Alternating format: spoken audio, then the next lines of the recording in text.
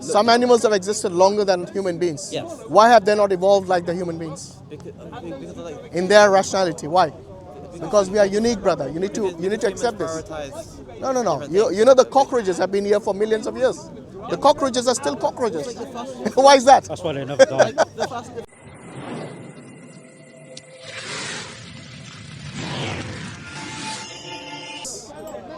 I don't think you're an atheist. No, I You're don't not think you are. agnostic?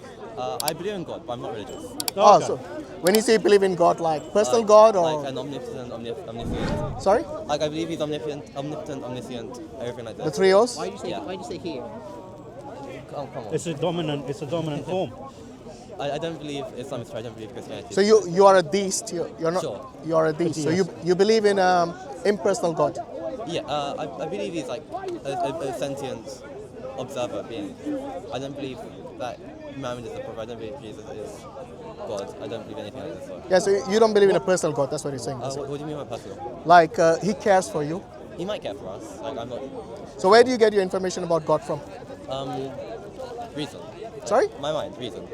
Yeah, but mean, that's have the you ever first been wrong? Yes, So how do you know you're not wrong now? I could be wrong. Exactly. So how can you get certainty? Because you see, we value truth, all of us. Yeah.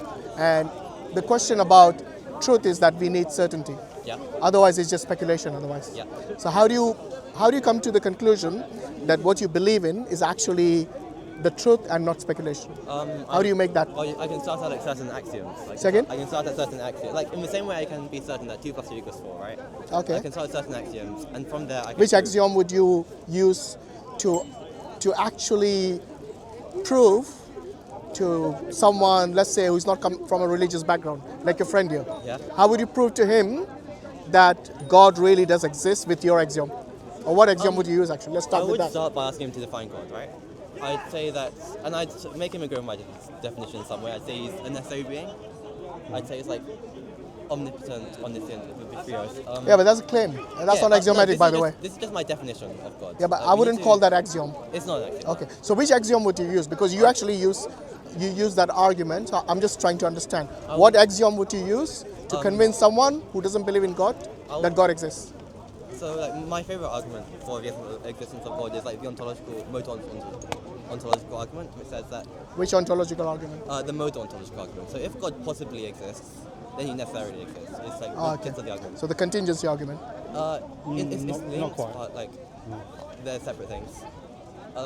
So I'd say that something is like metaphysically possible. If something metaphysically possible exists, if its existence doesn't like bring about a contradiction, right? So I'd say that if we imagine a world where God exists, there's nothing like contradictory with that world. Would you agree with him? Sorry? I've got distracted by something. You were not listening. I got distracted. I thought you were listening. Okay. If you imagine a world where God exists, Yeah. there's nothing contradictory with that world. Sure. Now, God is defined as a necessary being, Yeah. and if something is necessary, that means it exists in all possible worlds. Yeah. So if something does exist in one possible world, then in that world it exists in all possible worlds. So it just exists in all possible worlds and exists in this world too. Okay. I don't think he's convinced. I don't think it's convinced. I agree there's a necessary existence. Okay. Let's start. Yeah. Let's start with the fact that we know that this universe exists. Do you agree with that part, or you don't? Yeah, sure. You do agree with that, okay. If for something to exist, okay, it either exists on its own or it's contingent on something for its existence. Yeah. So the one that exists on its own without any contingency is the necessary being that he's alluding to, Yeah. okay? So if you believe in cause and effect? Yeah. Yeah, everything that you see around it comes from cause, and it has an effect. For example, if you want to make tea, yeah, the water doesn't boil by itself. There's a cause for its Yeah, boiling. yeah. All right. So everything you see in the universe, from the smallest atoms to the greatest galaxies and the universe itself, everything has this. We see this phenomenon throughout, and so I don't know. Have you heard of the Big Bang theory and all that? Do you know that is an effect, not the cause? Yes. Yeah. So what do you think caused that? I mean, the scientific consensus that the cause was the density of the amount of matter and energy in the That's the effect. What is the cause of that? That was the cause. You're basically describing The effect, not the cause. The effect was the creation of the universe. Yeah, what is it? What is the cause? The cause was having lots of matter and energy in a small space. Lots of energy. Yeah. Like, So where did the energy come from? Then that's another. Then you then you find the cause for that and the cause for that. No, And where I did would they- say- I would say that like you're going to say there has to be some uncaused cause, some necessary existence, right? You believe in that? I would say, yeah, but I would say I don't understand why that has to be a god. I guess if you're defining that to be god, sure. But do you actually believe in what you just said? This uncaused cause does I exist? guess there has to be. Like, I There guess has to be. Okay. Let's say you came to the logical conclusion through rationality that we need to have a necessary being or the uncaused cause to bring about this universe into existence. Okay? And that is what we actually call God. Yeah, I guess. So you're not an atheist anymore. You have made some progress so far, which is quite positive, I would say. You can call that God. Like, Yeah. Look, if you want to call it supernatural being, if you want to call it the uncaused cause, no problem. Okay, as long as you believe in the necessary existence of this entity, we are okay with that. Why do you mean entity? Say again. What do you mean by entity? Entity is just The being. yeah, a being, something that exists. I think it's a being. Okay, so what would you want to call it? I don't know.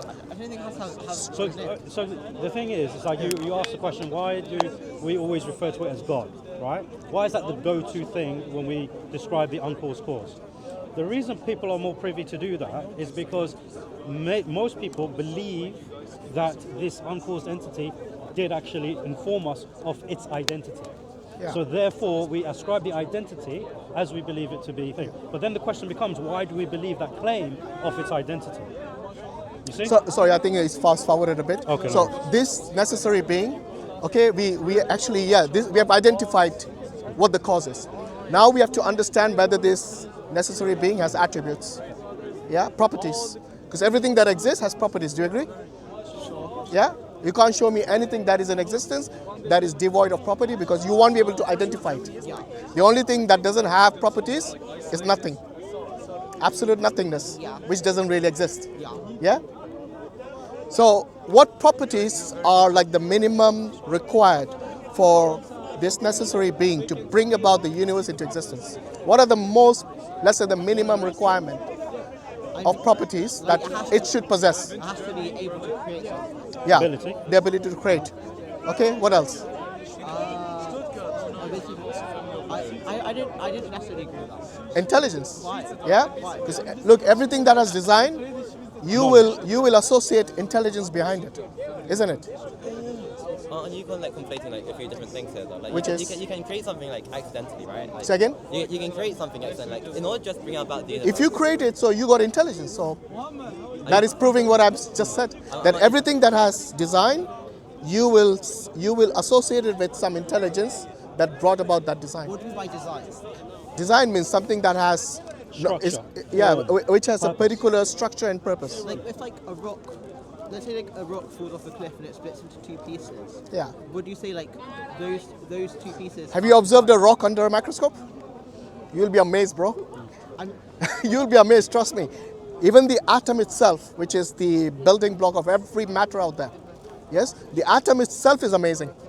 like if I push. So you cannot say if I- an if I- atom is if- just random when if it I- has design. If I push a rock off the cliff, it splits in two. I haven't like, no one designed those two. No, but you're looking only at the rock. Yeah. I'm Yeah. saying I'm going to the microscopic level of seeing that every structure out there in the universe, you will see that it has some design. I'll tell you what. Take the DNA, which we all share. Yeah, we all have DNA. Do you know how many cells are in your body? It's like 9 trillion or something. Trillions. Yeah, trillions. Have you heard of the human genome? Yeah. Yeah, they have discovered that this string of DNA that we have, it's got something like 3.4 billion letters in it. Yeah. Yeah, and it's unique in all the human beings. Yeah, we all share that. So it identifies different species as well, just based on the DNA. What's your name? I have to check. That's fine. Just give me any random name. Let's say Victor. Victor. Yeah. If you see someone, sorry, not someone. If you see the name Victor written on a beach, Yeah.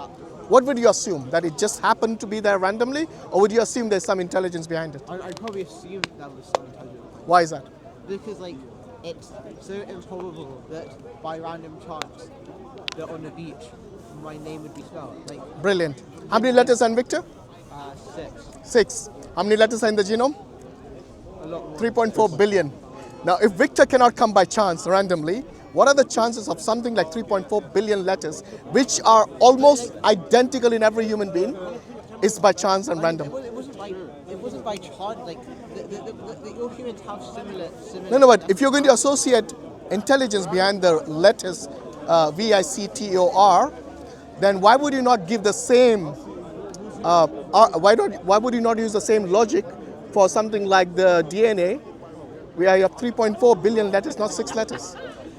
But like, It's actually a code. Do you know that DNA is a code? Yeah. Okay. Does every code require a coder? I guess. Yes? Well, you can't deny that. Come on. Fine. If 6 letters requires intelligence, an entire code would require intelligence too. But if you just like combine random letters together, is that a code? No, these are not random. The DNA is not random, by the way. Is it not? That's the reason they were able to actually build the human genome, because it's not random. That's why it's called sequencing. And they were able to actually see that every human being shares it.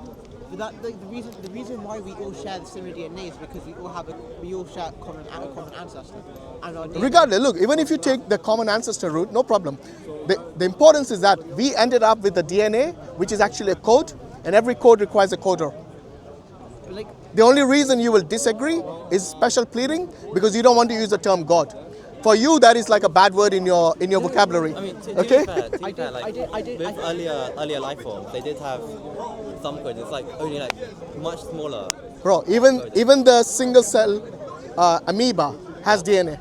Yeah. And but- even to me, that is a code, and every code requires a coder. So and this is axiomatically, every code requires a coder.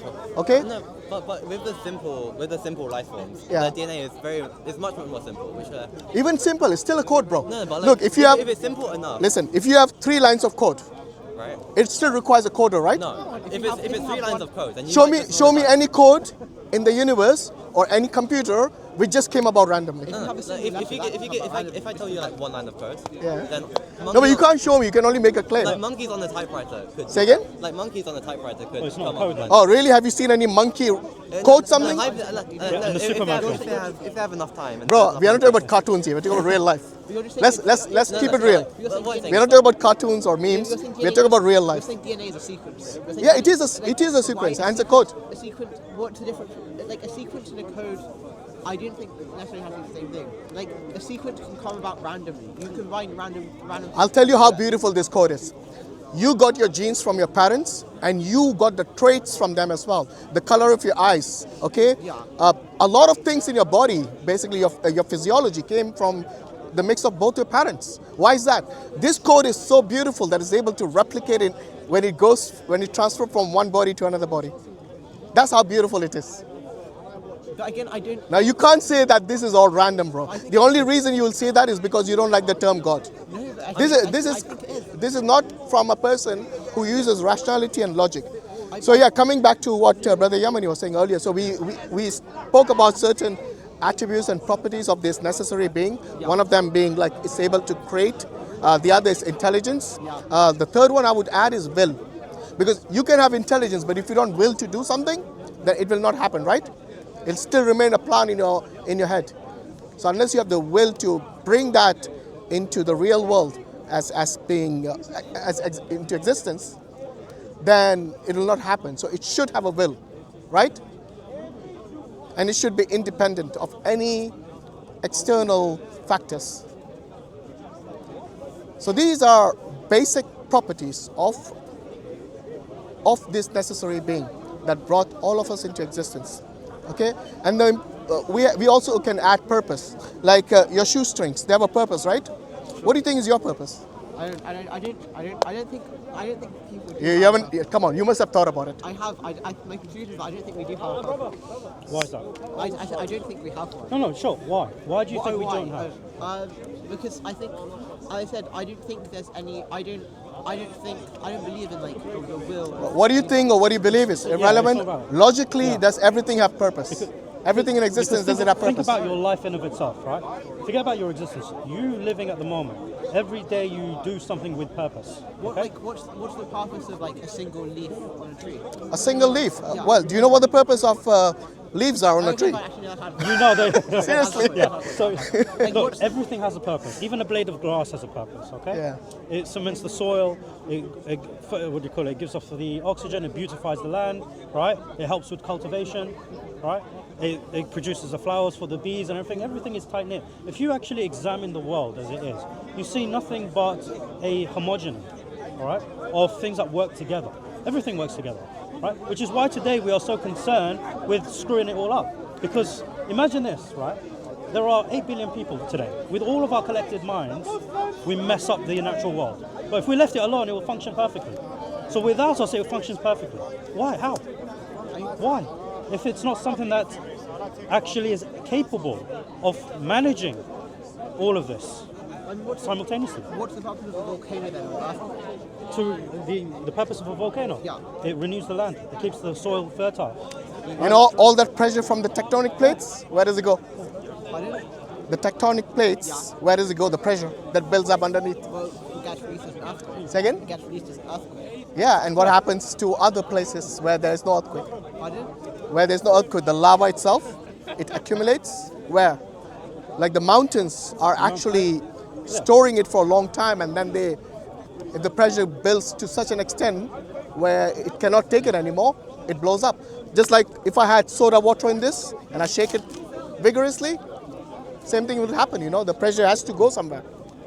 So look, doesn't matter, you're talking about mountains and volcanoes, I'm talking about your shoestring. Even that has a purpose. But my shoestrings have a purpose for me. But like For you, yeah. Oh, sorry. The leaves have a purpose for you as well. Yeah. You know, can't breathe without photosynthesis, them, yeah. oxygen, all that. Can't breathe without that. Come on, guys, look. I mean, like, all these What you're trying to do now, you're trying to fight an uphill battle. You're trying to look for flaws in nature. And the thing is, this is why you went down that route instead of saying, yes, there is purpose in the universe. It'll be much easier for you and everybody else. Rather than fighting it, accept it. Because that is a reality. You can't keep fighting it.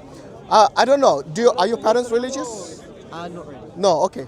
Maybe, you grew up in an environment which is irreligious, and that's the reason you have some problem whenever people use the term God. But you see, when you use logic and rationality, you will have to say that all of this came from somewhere, some cause, and we pin that down to a necessary being. Otherwise, what will happen is like, you will just keep saying, I don't know to everything. Like, where did we come from? I don't know. What is your purpose? I don't know. That doesn't really give you the peace of mind. You as a human being and I as a human being, we are built with this curiosity to look for answers, and we will not get satisfaction until we get an answer. I'm not saying there's answers to everything, but I think most things we can, even without using the Quran or the Bible or anything like that, just using rationality and using logic, we can come to the conclusion that there must be a cause, like the way we did, yeah? But now you see, we're going to the next stage. If this being is intelligent, then is that being able to communicate with its creation? I still don't agree that it's intelligent. Like, Well, how do you think, do you not see design in the universe anywhere? how do you define design? Design, like your DNA, I told you, is a code. So, It's got a certain structure and a purpose for it to accomplish certain things. And all of this, they actually point to the fact that it must have come from an intelligent designer. You can't have any other way. Unless you're going to ignore your intelligence, and your logic and rationality. You're going to throw it out the window and say, no, it just came about randomly. That's the only possibility you'll I have. think it did though. No, it didn't. It didn't. That's the thing. What you're claiming, you have no evidence for. But yeah, At least we use rationality and logic to derive our conclusion. You base it on just your feelings, emotions, which is not how science works. You're trying to allude to science, but you're anti-science whenever you do that. why can't we just have everything come out random? Like, what's your argument Against what? against like this planet, all the planet universe just coming back by random chance? Yeah, but it didn't. That's the problem. For You to make that nothing claim, supports you're the one who has to provide the evidence that everything is random. Okay, fine. You're just going based on emotion now. I mean, you can't. We won't be able to like definitively state that everything. There's no way we can prove that everything. Do you I, think? I can definitely say a code requires a coder. I can definitely say that. Do you think those trees are in those positions randomly? I mean, someone planted Someone planted them in those specific locations, not random, right? You can ascribe randomness to anything if you wish, but there's a certain reality that none of us can escape. That everything has a purpose, everything is done with a purpose. And like Hashim said to you, your shoestrings have a purpose. Don't degrade yourself by saying that you do not have a purpose. I did think I thought. You do have a purpose, because when you wake up in the morning and you have a cup of coffee and you go out to work or to study, what's that for if not purpose? Because I want to. You want to for what? There is a purpose. I just because like that's just what I want to do. That's just what you I just guess simply want to do then that. the purpose is for people to do what they want to do then. No, but you want to do it for what reason? There's always a reason. It's not simply just I want to do it. No one goes to school because I want to do it. Yeah, no one does that. Okay, let's be honest. I do. You just go to school because, or college or university for the sake of it. Like I could just not go to school if I wanted to. What do you study? Maths. Maths. To do what? What's your aspiration? I don't really have it. Somebody's studying maths, you should use logic, bro. That's the most fundamental thing in maths. It's very true, right? But you might not have decided yet what to do with your math, right? But there's a reason you're studying maths. Did you have a Anything. process before you elected maths? Did you have a process, or you just said, oh, today I feel like maths, let's go for it? I looked at like the different subjects I could do. Yeah. Math is one that seemed the most fun. Like, Oh, you like? Okay, fair enough. You like maths. So you did a bit of research there? I did. You did a bit of research. Sure, I thought about what Okay, good. other things like There's always a thought process. There is always a purpose to do what you do. Even when you wake up, the fact that you put some toast in your mouth in the morning, what's the purpose of that? like to eat, so to get into To eat, to sustain yourself, right? To have that energy to do what you need to do. There is nothing without purpose. And this is why I say, don't degrade yourself by saying you yourself don't have a purpose. If your shoestring has a purpose, if the toast that you eat has a purpose, then surely you must have a purpose as well. Don't you think right? that? But you may not know it yet. The toaster has some. Yeah, to sustain you. Yeah, sure. Right. The toast is less complicated than you. Don't you think You're that, much like, more purpose complex of an is organism. relative? Like this, Victor has purpose to himself. I have purpose to myself. But like the shoelace has purpose to him. No, but the shoelace the thing doesn't is have any purpose. the thing is with purpose, right? That there is, when it comes to our very being, our very creation, okay? Because we're created, yeah? No one's going to say we're uncreated or we've been here forever. That's not true, right? The very fact that we have been created and we exist means that we all have the same purpose because we all have the same being, right? We are all human beings, we all have the same purpose at a fundamental level. Now, of course, you can also choose to have a purpose within your society. That's a different thing, right? Okay. But at your base level, you have a purpose which you both share, which we all share. Okay? But we're only saying that we have you're only saying that there is this fundamental purpose of human beings because we look at nature and we see purpose outside of ourselves, right? Is that No, purpose, look, either you can define it or your creator can define the purpose. So anyone can say, yes, okay, my purpose is maybe to, I don't know, for the well-being of other people. Yeah, you work for charity, an NGO, whatever it is. That could be a purpose. That is something that you have defined, okay? And by the way, that is something we as Muslims would define as a good thing. Because charity is one of the pillars of Islam. Yeah? So that's why I was telling you earlier, what are the least properties this necessary being has? And one of them is being intelligence. And an intelligent being is an intelligent being able to communicate with his creation. And is he, before even communicating with them, is he able to give them the ability to communicate?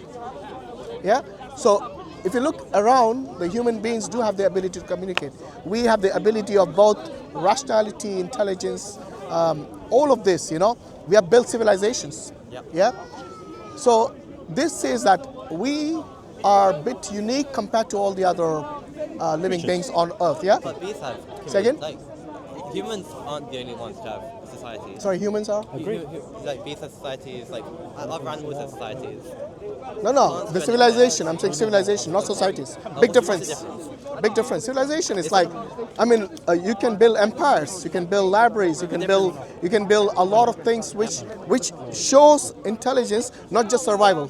But the difference is just the scale, like a civilization. is No. just a big There's a difference society. between instinct and survival and Yeah. building civilizations which benefit us as, if you look, let's say, 500 years or even 1,000 years from today, the life was much more difficult.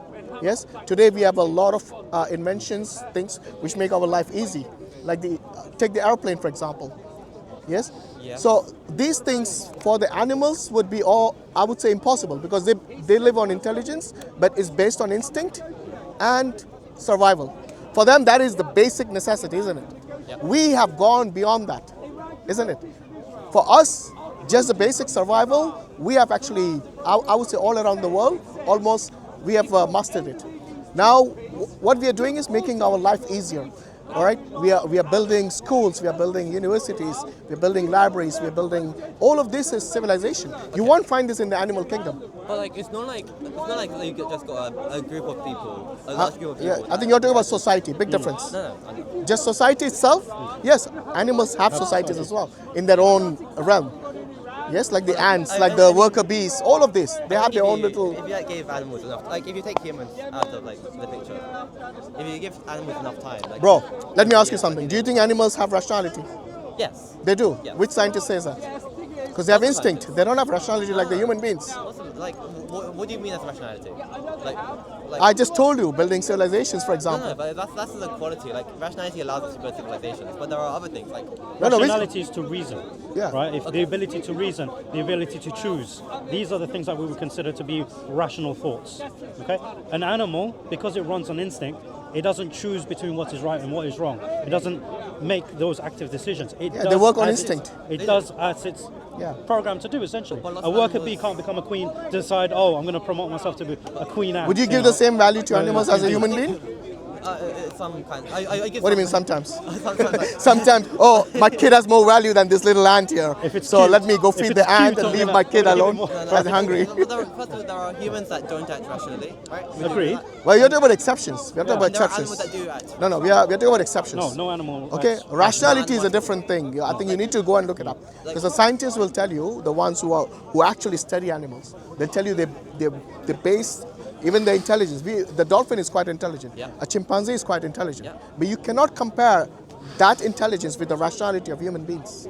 I think only because of like first of all because we have a bias kind of towards. We have a humans. bias? What do you mean? We come from a human perspective. Like the rationality in a mouse or a monkey might look Some animals have existed longer than human beings. Yes. Why have they not evolved like the human beings? because of like In their rationality, why? Because we are unique, brother. You need to because accept humans this. prioritize No. different You things. know the cockroaches have been here for millions of years. The cockroaches are still cockroaches.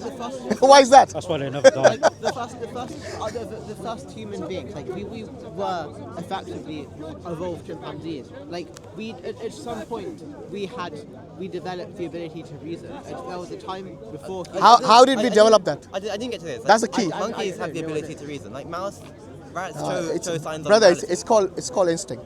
So they have certain survival instincts, which they learn sometimes within their societies, sometimes looking at others. But you cannot say that is rationality to reason for a purpose or something like that, other than just their survival. I kind of say that humans also act on instinct. It just looks like we don't. Okay, explain to me why no animals have built civilizations. If we both have rationality, the animal kingdom and the humans, why have no animals built civilizations? They don't. Why? Some of them been here longer, much longer than us. Like I said, the cockroaches, millions of years. Why have they not built civilizations? Because humans evolved in the human. Hold on, what did you say? Evolved?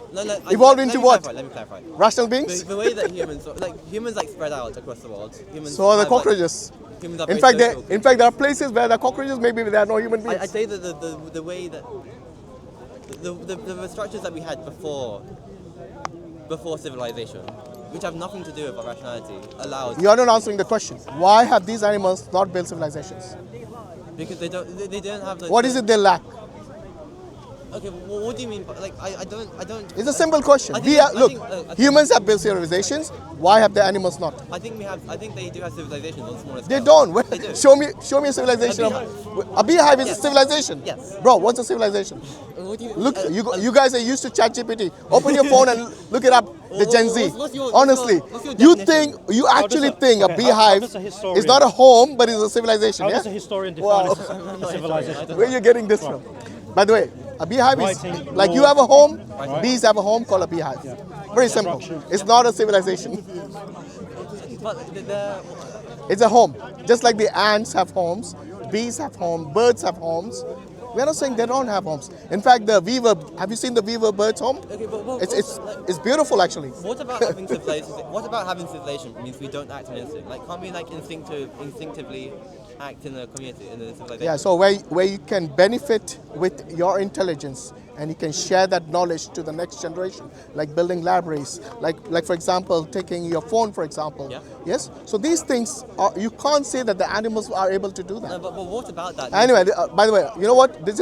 You're arguing from a notion which is basically from ignorance, with all due respect. So I'm not going to even pursue this. I suggest you go and do some homework before making claims that a beehive is a civilization. I think. Okay? Come on, you should know that is a It's- big, it's disgusting. that was a big blunder. It doesn't kind of hide. All right, so let's leave that. Let's come back to I think I was telling you about the necessary being able to communicate with us and giving us the ability to communicate. Is that possible for a necessary being? Is that a possibility for a necessary being? That he can give us the ability to communicate because he's created us just like he's created the universe. Can I ask you what method did this necessary being use to give us the ability to communicate? His intelligence, his ability to create. Like, did he His create wisdom. Did he create us directly, immediately? Yeah, with the yeah. ability to Why not? Why can't he create us? I mean, If human beings, the creation can create something, like you can build a chair I believe or a that- I table. believe that the I don't know about you, but ability to communicate people can. evolved Yeah. over time. Say again? Yeah, I think communication. The first But the thing is, right now, when it comes to this specific information, Yep. we can only get that if he communicates that to us. So Yeah. what Hashim is trying to What get kinds to, of information, sorry. what we refer to as revelation, right? The But- information about God Himself. So, Like not just the few things that we can discern using rationality and logic, but overall picture of what God is to the extent that He wants to inform us about. Not everything. So here's the thing, right? When we talk about communication, the fact that we can communicate with each other and reason and communicate and exchange ideas and understand shows that the Creator Himself would do that. The reason being, it logically follows, right? Because what is the point of us communicating with each other if we have no communication from Him? What is the point of us? We won't know anything about ourselves, right? Or about Him, right? And that will just leave us wondering, what are we here for? That's why when people don't ask these big questions, everyone asks these big questions. I was speaking to someone earlier who said, when I was, in my 20s, I didn't care about this. Now I'm in my 40s, I'm asking myself, why am I here? What's my purpose? And you're asking the question right now, right? And this is what happens with each and every one of us. We want to know our purpose because the idea that we can communicate and do things and we have no purpose, there is no communication with the one that created us, doesn't make sense to us. On a base level, it doesn't make sense, right? Which is why we ask these questions. So for us, when it comes to learning how to speak, right, learning how to communicate, that's not the important question. Because, for example, we know in Islam, Allah subhanahu wa ta'ala says, "Allama al-insana ma lam ya'lam." Allah, He taught man what he knew not. He didn't give us the mode, because that's not what's important. The mode of learning and how we came to speak is not important. And this is beautiful because the language is the key. The first thing that needs to be taught to anyone, even a child, is the language. Have you heard of this large language models? Yes. Why AI became so successful? Because they tried all the other methods, but they never taught it language to start with. Once they started teaching it language, then it developed into such a powerful tool. So you see, the first thing that the human beings were taught by Allah in the Quran is Allah said He taught Adam the names of everything. What does that mean? That was a language He taught them. So initially you learn labeling, isn't it? Yeah, like this is quite fundamental to communication. And that's why we say that this necessary being, whom we call God, okay, taught us the language and then taught us our purpose in life. and told us what are the do's and the don'ts. Just like any system, if you take the traffic system for example, it has rules which say that yes, if you do this, it breaks the rules, and if you do this, it means it's legal. So every system requires rules, and that's where the do's and the don'ts come, which we call the halal and the haram, and so on. Yeah. So you see, the whole thing is like a system for a purpose, which is to obey Almighty God, because He is our creator. He knows best what is good for us, and He knows best what is detrimental and bad for us. So that's the reason we are saying that all of this system, which is fundamental for our existence, and also the most important thing we as Muslims believe in, is not just God, we believe in the life after death as well. I don't know where you guys stand with that. Maybe if you want to, I don't know, tell me what your belief is. What do you think will happen after you die? No idea. Sorry? I don't know. You don't know? Okay. Okay, let's say you don't know, that's fine, which is a good answer actually. Yeah. But plausibly, what are the options you have? I either keep existing in some way. Sorry, say again? I either keep existing in some form, or I just stop existing altogether. Okay, do you think we will just end? That's the end. I don't know. The death is the end of us? Maybe, I don't know. Okay, what is the other possibility? We keep existing in some afterlife kind of way.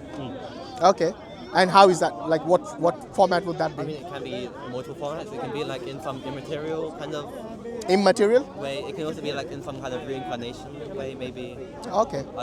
You believe in reincarnation? No, I don't. You I don't? don't believe in any. Okay, so that's not an option then. I don't. We want to know what you guys believe in. I We want to force I out. don't believe in an afterlife. Okay, you don't believe in it. No, I Okay. don't believe that we don't have one. Okay, so let's You're say agnostic about if there is no afterlife, then we all end. That's the end for us.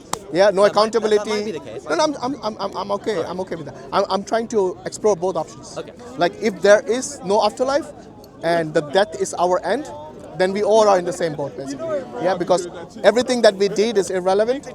No accountability after death, and that's the end of it. Now let's flip that. That there is an afterlife, and there is God, and there are angels, and there is hell and heaven. Yeah. Okay.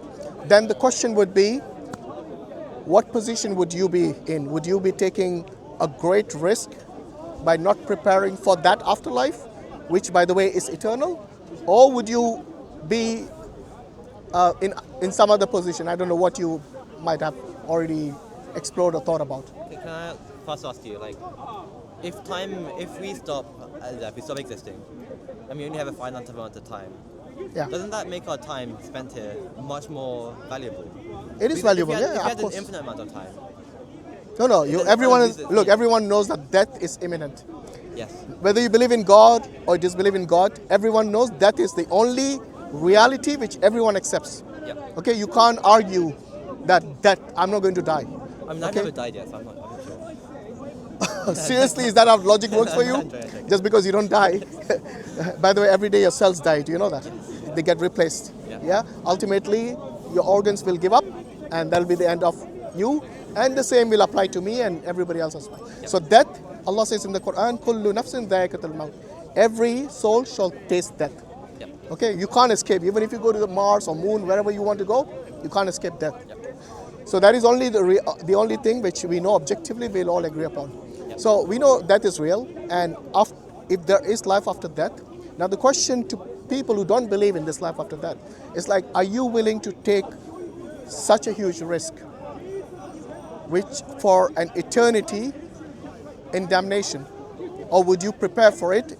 Because an intelligent person, they minimize the risk, or do they maximize it? What does this preparation look like? Say again? What does this preparation for the afterlife look like? The preparation is this life actually. So Yeah. for example, obedience to God. Okay. Okay, that will be in your favor. Disobedience to God will be Against you. against you. Yeah. Yeah.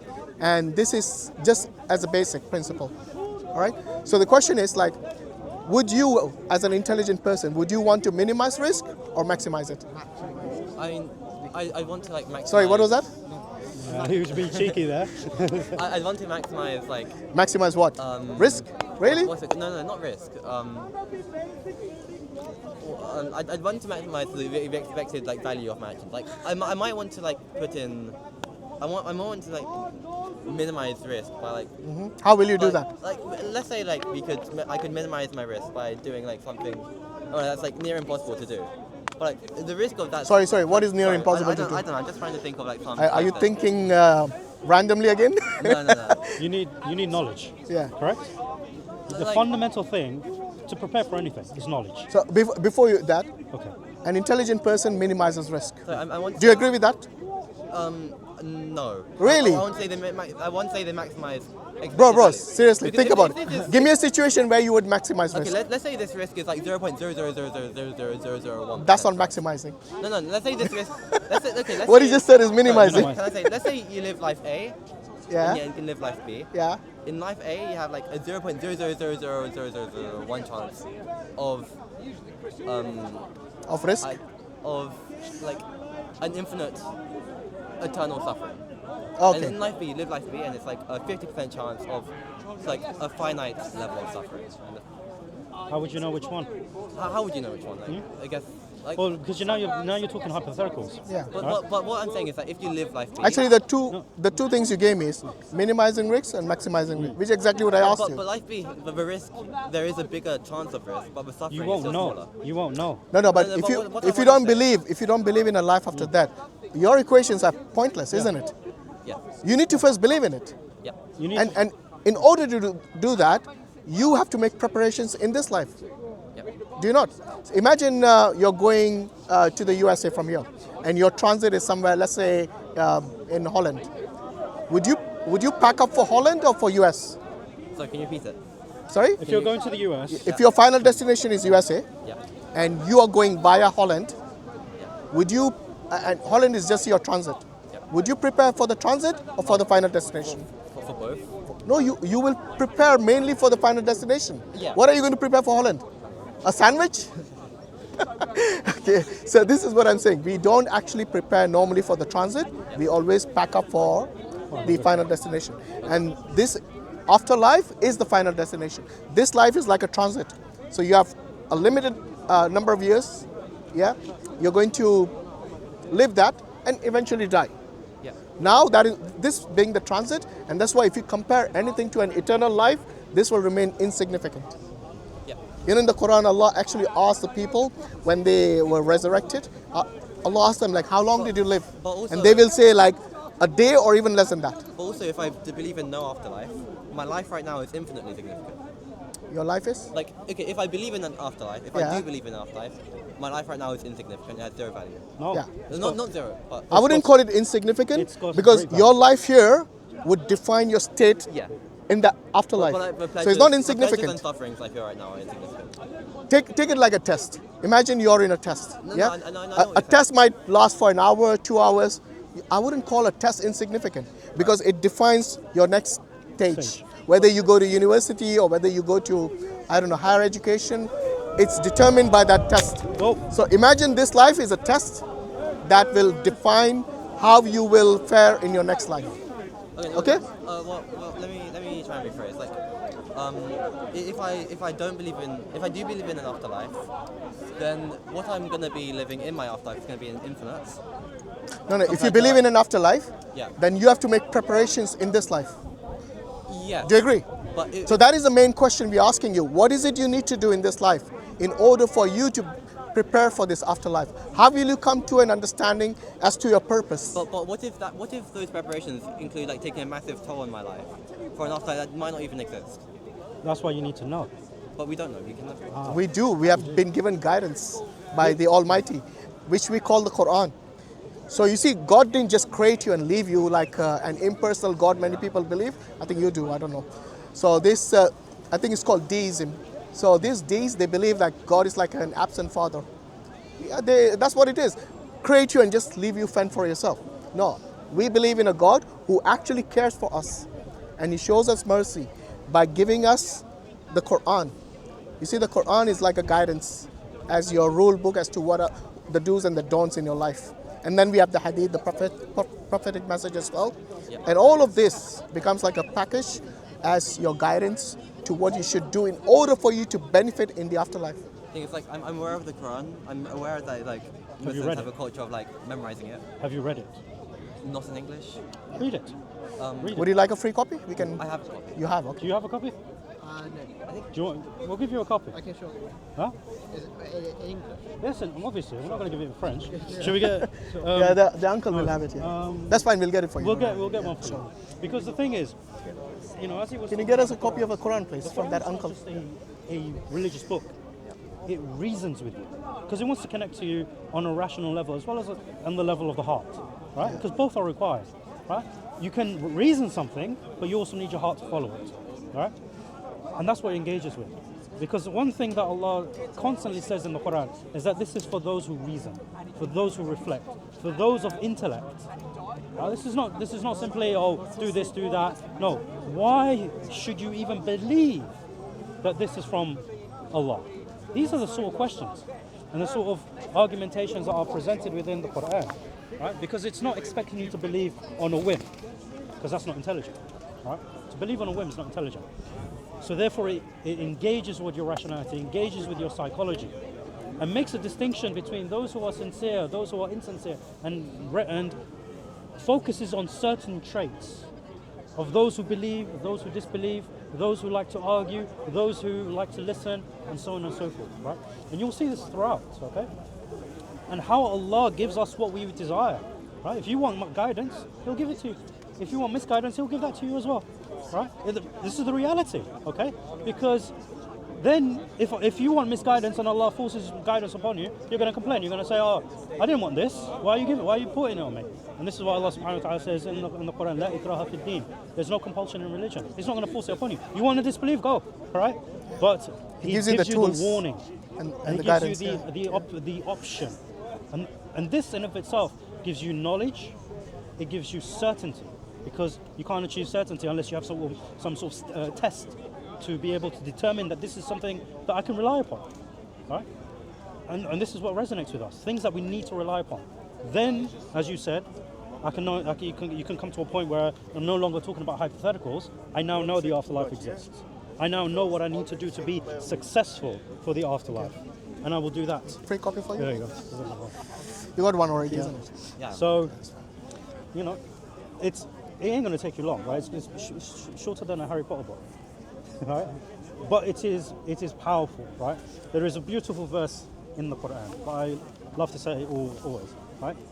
يا أيها الذين يا أيها الناس اتقوا اعبدوا ربكم الذي خلقكم والذين من قبلكم لعلكم تتقون. O mankind, worship your Lord who created you and those before you, so that you may be God conscious of Him, right? Appealing to not just to a certain group of people, right, in a certain location, all mankind. It's addressing all of us, right? Worship your Lord. There's the command. There's your purpose. Why, right? And because He created you, and He created you, those who came before you, so that you might be mindful of Him. Why should we be mindful of Him? Why should we be mindful of God, who created us? But the Quran isn't the only Agreed. religious book that gives us. But it's the only religious book that engages with your intellect. It doesn't tell you do. It says why you should do it, why you should accept it in the first place, and it gives you evidences for why it is true. And that's the fundamentals. When we talk about the fundamentals, when we testify the Shahada, when we say there is no one worthy of God except Allah, and that Muhammad, peace be upon him, is His messenger, it's a testimony not just of faith, but of the knowledge of these two statements. That we know that there is no one worthy of worship except Allah. Because when we examine the Quran, we understand that it's from Him. We understand that there's no way it can come from anyone else, right? And this is why it engages with your thought, because you need to do that. He even tells us to reason, to look beyond the horizons and within ourselves, so that we know that these are the signs. The signs of your Lord. Yeah. This is why, especially with people who are agnostic about. I don't believe in atheism. I don't believe that exists. Okay, because at a base level, everyone knows that something exists. Okay, you can be agnostic about what exists, but the reality is that everyone knows it exists. But this is why I said, look at the trees, look where they are. Because that's what we're taught as Muslims. Observe the creation and recognize the beauty of it, and recognize its function, recognize its purpose, and look within yourselves, right? And look within yourself. When you look at yourself, right, even down to your fingerprint or down to your eye and your iris and everything, and how it functions, it's a wondrous thing. And this is why even in the Quran, Allah points us to certain things within our creation, right? For example, even the camel, right? Allah subhanahu wa ta'ala says in the Quran, أَفَلَا يَنْظُرُونَ إِلَى الْإِبِلِ كَيْفَ خُلِقَتْ, right? Have they not seen, observed how the camel is created? Now you look at the camel, you might think, oh, camel's just some fluffy thing with some humps, right? But when you examine its features, its functions, how it stores water, right? How the water doesn't mix with anything else, right? How it walks on the how sand. it walks in the sand. Yeah. Everything how it's designed. And this is why Allah subhanahu he's asking you, look, observe, reason, reflect. Ponder. This you will not find in any other religious book. And I'm not saying this because I'm a Muslim. I've studied other books. I've studied the Bible. He studies the Hindu scriptures, right? Yeah. Like comparing the Quran to the Bible is like comparing like apples to oranges. I agree. They're not the same thing. Like, They the are Bible not the is same. The Bible is a library. The Quran is a book. Oh well, yeah, but they're fundamentally Like, different. if yeah. you're, we don't. It's not the quantity, it's the quality. Yeah. 'Cause when You can have a library of nothing, because here- but if you have Christians one don't quality have- book which changes your life, that is fundamental difference. Christians don't have a book that directly came from God, right? I agree. Like, They would. but, like, if you're going to compare like the Bible to like the Hadith, No, that's more. that's not even not even The analogous. Hadith to be has honest. much higher Oh, yeah. standards than the Bible, No. than the Gospels. There is nothing that even that comes close to our Hadith literature. I mean, not in, like, terms of- not in like style. No, The not Hadith even No, not even in style. Even the way it's been preserved. Yeah. For example, for the first 100 years, they have nothing from the New Testament I mean, as a I think manuscript. The Gospel of Mark was from the 1st century. No, there's nothing from the first century. Nothing from Zero the- manuscripts, and they have no oral tradition either, where they memorize the entire New Testament or something. but Like the that. But point- didn't the Hadith come like 200 years? No, we didn't. Let's stick to the fundamentals before The we go Hadiths were into memorized these things, before right? they were compiled. So here's the thing, right? The point here is about looking at the Quran as something that is not just a religious text that we're supposed to be like, and believe it. No, it's supposed to be something that elevates you in intellect, elevates you in reason, right? This is its purpose, right? And this is why there's a difference. I mean, I'm sure you've heard the Christians preach, right? And I'm not trying to just dump on them, right? But when you hear the Christians preach, they regurgitate, right? They constantly have a particular thing that they want to say. Jesus is God, come to Christ, you will have eternal salvation. All of these things. And that a lot they- of contradictions that they preach, to right? add. But they preach, okay? But when you look at Muslims and how they engage with people of different ideas and everything, we have knowledge of those ideas on a fundamental level. Why? Because we are encouraged to learn, right? The Islamic civilization was born of the Quran because it taught to learn. We innovated, right? Unfortunately, we don't do this as much as Even we the used to. language. But the language in of itself, right? We do have deficiencies, yeah? But we are pointing to the origin. The reason why we were able to do these things, the reason why we had scientists that studied optics is because of the Quran pointing to certain things. When the Quran speaks about the eye, it intrigued the Muslims. Why does Allah mention the eye? So they went to study the eye. What's so special about the eye that it's mentioned, right? And this is what it does, right? And this is what elevates you, gives you your purpose, gives you knowledge, makes you certain of that knowledge, and gives you that guidance for you to be successful in this world and in the hereafter. And this is the difference between a personal God and an impersonal God. Do you understand? Yes. So, would you say that, which makes more sense to you now that you have heard what the Muslims have to say, as opposed to what you initially said you believed in an impersonal God? I mean, Which one makes more sense I to don't you? believe that the impersonal God is like an absent father. Well, it is. I believe that he serves is like, You know, deism basically is like just creation and let it fend for itself.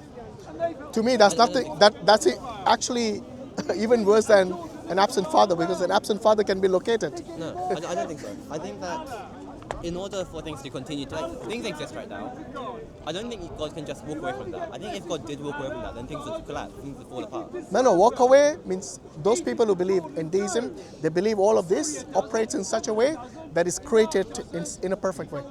So it's now like basically a self-governing, self-moving kind of universe. Well, no, because I think something needs to keep those laws. Agreed. The laws of nature, right? Agreed. Laws of Something physics needs are to different, keep- by the way. Sorry? Laws of physics are different. No, but he's talking about someone maintaining. Yeah, something You know. needs to maintain those laws. of Agreed. nature. And No, this but is- we're talking from our perspective Yeah. as human beings. So that's what I meant by absent father. Because if I were to ask you, okay, what guidance did you get from your God? What would you say? The laws of nature. Second? Laws of nature? That's not guidance. That's already built in. I don't think the guidance we need from God isn't that kind of guidance. No, but how would you know anything about God if He didn't communicate it to you? I can know that God exists. I can know that God is omnipotent, omnipresent, omniscient. Yeah, but this is, you're just repeating something from another religion, perhaps. No, he's getting this from reason. What? You've reasoned. Omniscience, omnipotence, and omnipresent. You're getting this from reason. from reason. Yes. Okay. Possible, yeah. What makes you think that God is omnipresent? I need to think about this, but I do think I can do it. Because to me, it seems like it's just borrowing from another belief, another faith, and that's the reason you believe that. Okay, that makes their God as powerful and Okay, no, I can do this. Like, Yeah. Can you concede that I can do I can prove to you that God is omnipotent? I'm asking you that. How would you determine let me it? start Because to me, arguing it seems like a claim. So, I believe that God created the universe. Okay, let's I say think- let's say he's omnipotent. Okay, I will buy that because Okay. that you can reason that. I think he's also omniscient, right? Okay, let's say because I did use I think intelligence. if he's omniscient, then Yeah. he has to be omnipresent. So I no, think in order to know no. everything You about can't the derive from omnipotent and omniscience, omnipotence. Yes, I can. Sorry, omnipresent. You can't. How would you do that? Doesn't follow necessarily. Well, the way I use these terms, I think they're kind of synonymous. No. I think omnipresence. Is a claim. I think omnipresence is just a constant awareness of everything. Right, that so happens. you're not thinking omnipresence in the sense that he is everywhere. You're thinking that in terms of his knowledge of what's going on. I don't think it makes sense to say that God has a specific location. Why not? What would that mean? So let's define omnipresence from your perspective. What do you think is like omnipresent? a constant like awareness of everything that happens in the universe. Constant. That's knowledge. Yeah, that's omniscience. Yeah. So you're basically you're just saying he's conscious. Yeah. You're just saying God is conscious because awareness. That's what it is. No, that's fine. I think that you can derive like omniscience is knowing that it's knowing every true proposition, right? Like, No, I mean, All knowledgeable is omniscience. Yeah. like I think yeah, omniscience is knowing every true proposition. Yeah. All knowledge I think is all omnipresence. knowledgeable. I I think your definition of omnipresence is he possesses consciousness. No. Then what is, define it once again. What is omnipresent for you? a constant awareness of all the happenings in the universe. Yeah, that's consciousness. No, because I'm Okay. conscious. I know but you're not omniconscious. See what I mean? Okay. You're not all aware. So you're not to his degree. But you like we obviously we have knowledge, but we won't say that we are omniscient. Okay, but what would adding omnipresence to my definition of God? What would that do? What would that change?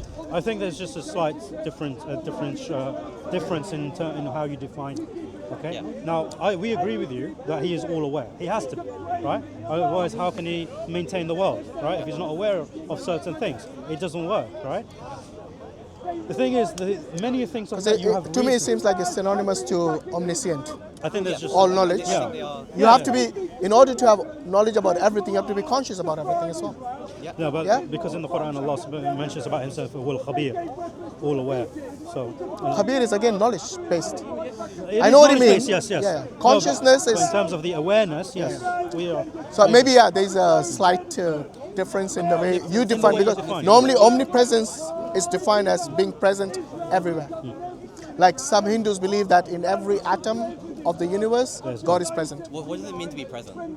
Means physically, like over there. But God doesn't physically. Not physically, but they. Okay, so let's say ontologically, What does that add? it acts like it's present in every atom, according to their belief. So when the Hindus they say Namaste, they are basically saying I bow down to the God in you. That's what it translates to. Yeah.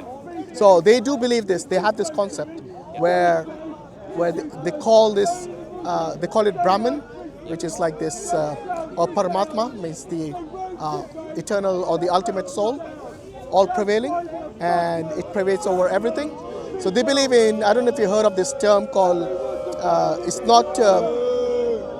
What's happening here? Lots of noise. So there is something which is pantheism, and they believe in panentheism.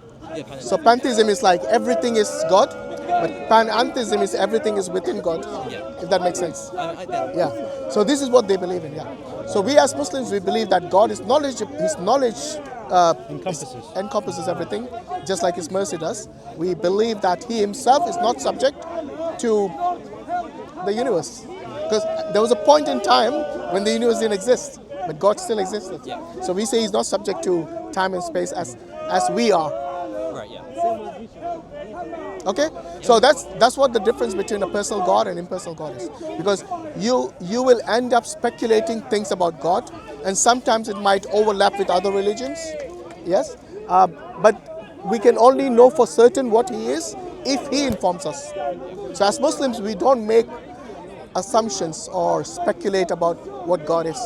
You know, like in Hinduism, they have statues of God as men, women, gods and goddesses, sometimes hybrid, like the Ganesh, you know, with the animal head, the elephant's head, and a human body.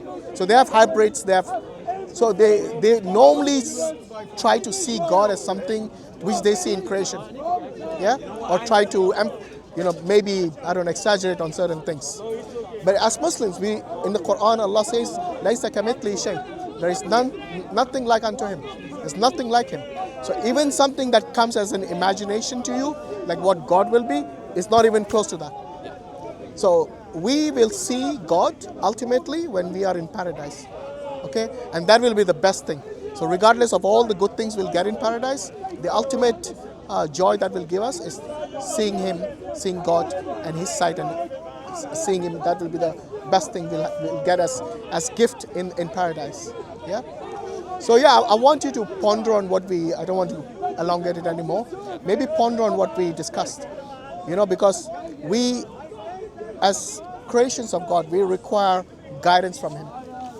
Guidance for everything, including His identity. So from the most fundamental about His identity, what God is, to what He wants of us. Yes? So our duty towards Him and His duty towards us as well. So one of the duties of Allah towards us is that He will not be unjust to any of us. Yes? He will maintain justice regardless of your belief or your background. So on the Day of Judgment, no one can say that, oh, you're being biased to Muslims. Because even the Muslims who have been disobedient, even they will get the punishment that they deserve on that Day of Judgment until God Almighty forgives them, depending on the kind of sin. Disobedience that they involved in.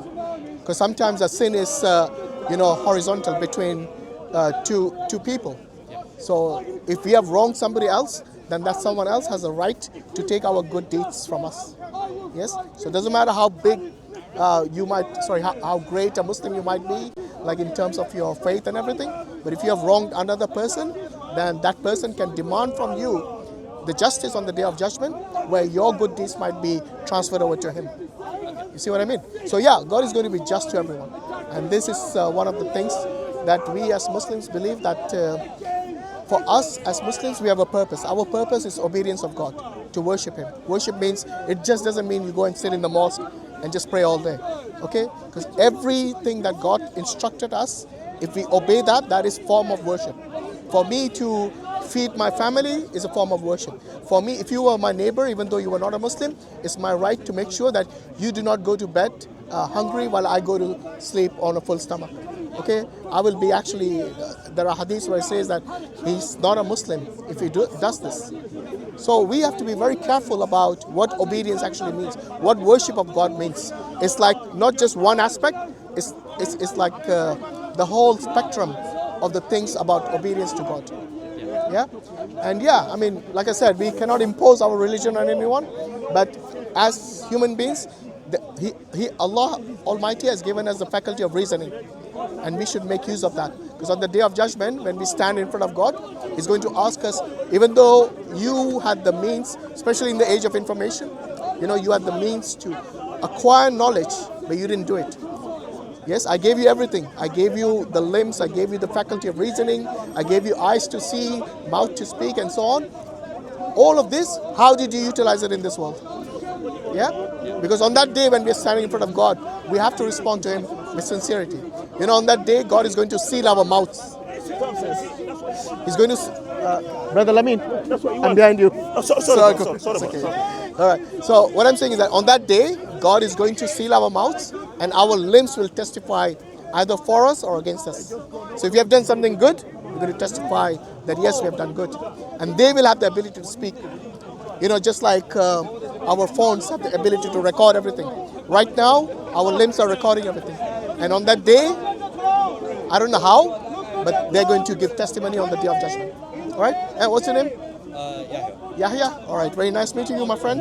And hopefully, unless you got something to add No, before I think Yahya that's pretty goes. much it. I think that's. Where are you from? Bangladesh. Bangladesh. Oh, okay. Well, Maybe you should reconnect with your religion, because that's what's going to, at the end of the day, that's what's going to help you on the day of judgment. Yeah? So make sure you put effort in this, because you see, like I said, this life is temporary, the afterlife is eternal. Don't maximize the risk, minimize it as an intelligent person. Okay, Yahya, all the best. And take care. Salam alaikum, you know? Okay. May Allah give brother Yahya and his friend, what is his friend's name? Victor, we called him. No, I made up the name. Yeah. Victor. Bro, lovely to see you again. Oh, nice seeing you, man. How are you doing? You all right?